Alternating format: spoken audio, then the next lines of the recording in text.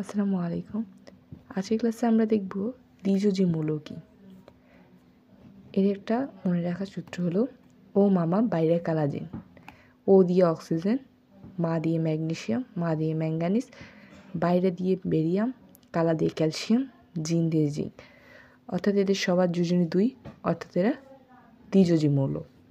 তেমনই দেখো এই যে সবগুলো লাস্ট ইলেকট্রন কিন্তু আমাদের 2 দেখা যাচ্ছে। এই যে এটাকে সাজিয়ে হচ্ছে এভাবে লিখতে হয়, এটা হচ্ছে মেইনলি এইভাবে হয়। এই যে 2, এই যে এখানেও 2, এই যে এখানেও 2 দেখতে পাচ্ছি। আমরা জানি যে লাস্টের কক্ষপথে যে ইলেকট্রনটা থাকে সেটা হচ্ছে তার যোজ্যতা ইলেকট্রন এবং সেই অনুযায়ী যোজনী নির্ধারিত হয়। সেই ক্ষেত্রে আমরা দেখতে পাচ্ছি সবগুলো যোজনী কিন্তু 2, তাই সেই অনুযায়ী বলা যায় এরা দ্বিযোজী মৌল। তোমরা কিন্তু এই সূত্র দিয়ে সহজেই দ্বিযোজী মৌলগুলো মনে রাখতে